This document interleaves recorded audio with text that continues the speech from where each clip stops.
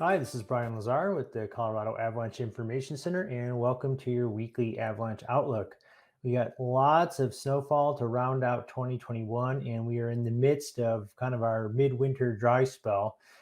We have a little bit of snow in store. I'll play this numerical weather model here, and you can see we get a fast moving storm that moves through the state late on Thursday night and into Friday. And those blue colors indicate generally kind of 2 to 4 inches of snow, and then it's gone as we move into the weekend. So this is not going to add much snow to our snowpack.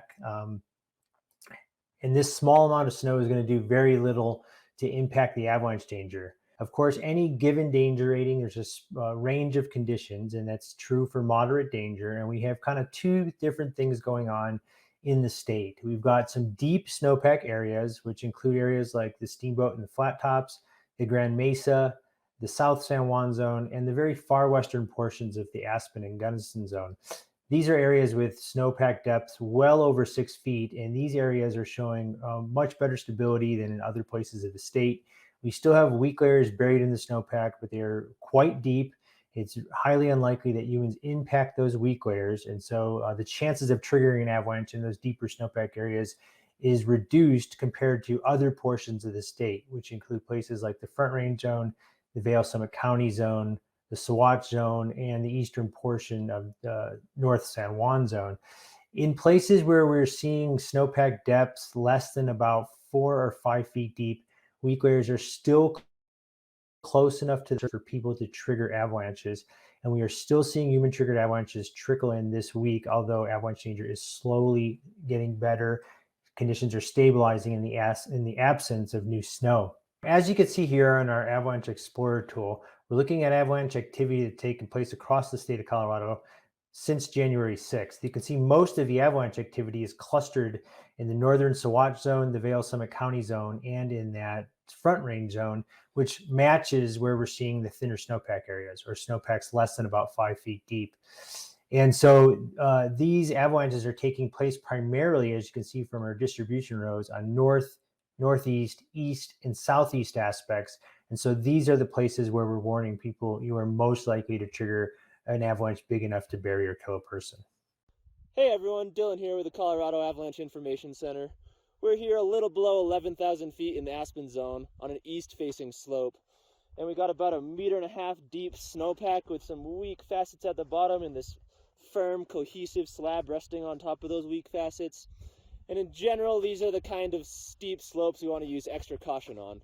Why don't we find out why with an extended column test?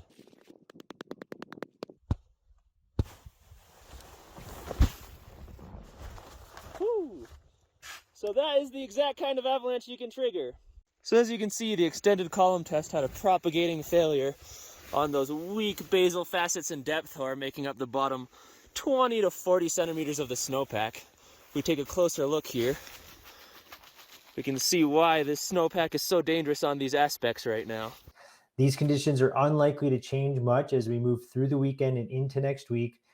Time and the absence of new snow load will allow the snowpack to slowly stabilize, but this is going to be a fairly slow process given the nature of our weak layers.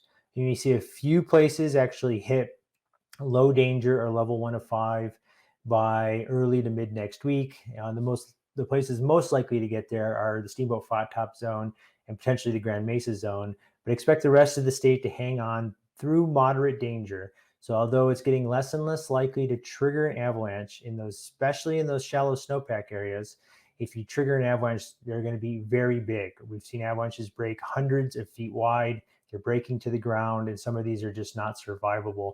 So please be aware of triggering avalanches from a distance. Even if you're out just doing a Nordic ski, taking the dog for a walk, or out on a fat bike ride, make sure where you're traveling doesn't have steep slopes above you, because we've seen some tragic accidents just over the last week with people triggering avalanches from below, even when there was no intention to travel on avalanche terrain.